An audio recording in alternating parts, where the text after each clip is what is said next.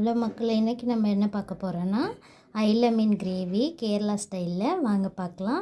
அதுக்கு நான் மீன் க்ளீன் பண்ணி வச்சுருக்கேன், கட் பண்ணி எடுத்துக்கலாம் வாங்க. நம்மளோட மீனை க்ளீன் பண்ணி கட் பண்ணி வச்சுக்கிட்டோம். நெக்ஸ்ட் இதுக்கு ஒரு மசாலா சேர்த்துக்கலாம். இதோட தலையும் வாலும் மட்டும்தான் நான் இது கிரேவி பண்ண போகிறேன். இதோட சென்டர் பீஸ் குழம்பு வைக்க போகிறேன், அது நெக்ஸ்ட் வீடியோவில் பார்க்கலாம்.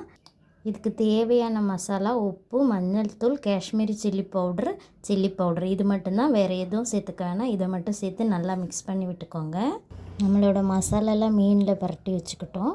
இது ஒரு 1/2 hour ஊறட்டும். நெக்ஸ்ட்டு நமக்கு இதுக்கு தேவையான பொருட்கள் எல்லாம் ரெடி பண்ணிடலாம். அதுக்கு தேவையான பொருட்கள் 3 மீடியம் சைஸ் தக்காளி, ஒரு கொத்து கருவேப்பிலை, 3 பச்சை மிளகு, ஒரு துண்டு இஞ்சி, கொஞ்சம் ஒரு எலுமிச்சை சைஸ் புளி எடுத்து கரைச்சி வச்சுக்கோங்க. இதெல்லாம் நம்ம கட் பண்ணி எடுத்துக்கலாம். நம்ம வச்சுருந்த பொருட்கள் எல்லாம் ரெடி ஆயிடுச்சு. இது என்ன பண்ணேன்னா, காய் சீவுறது இருக்குல்ல, அதில் சீவி எடுத்துக்கோங்க. தக்காளி, இஞ்சி எல்லாத்தையும். தக்காளியோட தோல் மாற்றிடுங்க, தோல் தேவையில்லை, அப்போ தான் இந்த கிரேவி டேஸ்ட்டாக இருக்கும். இதெல்லாம் ஒன்று மிக்ஸ் பண்ணி விட்டுக்கலாம். நம்ம மிக்ஸ் பண்ண இதை மீனுக்குள்ளே சேர்த்துக்கலாம்.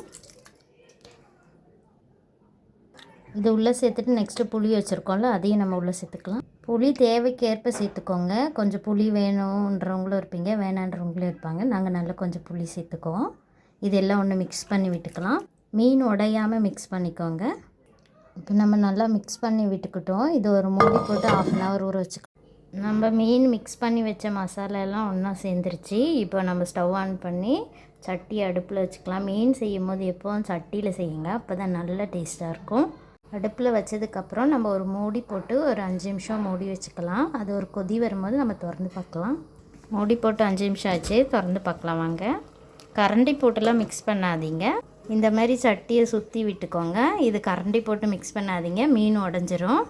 நம்மளோட மீன் கிரேவி ரெடி ஆயிடுச்சு. இந்த ஸ்டேஜில் உப்பு காரம்லாம் இருக்கான்னு பார்த்துக்கோங்க. நான் போட்டது எல்லாமே கரெக்டாக இருக்குது, நீங்களும் பார்த்துக்கோங்க. இந்த ஸ்டேஜில் ஸ்டவ் ஆஃப் பண்ணிவிடுங்க. ஒரு 5 நிமிஷம் ஆறட்டும். நெக்ஸ்ட் என்ன பண்ணலாம் பார்க்கலாம். நம்மளோட மீன் ஆறிடுச்சு. இந்த ஸ்டேஜில் ஒரு 3 ஸ்பூன் தேங்காய் எண்ணெய் விட்டுக்கோங்க. பச்சை தேங்காய் எண்ணெய், சூடு பண்ண தேவையில்லை, எதுவும் பண்ண தேவையில்லை. இந்த மாதிரி செஞ்சால் தான் இந்த டிஷ் நல்லாயிருக்கும். நாங்கள் இப்போ கேரளாவில் இருக்கிறதால கேரளா டிஷ் செய்கிறோம்.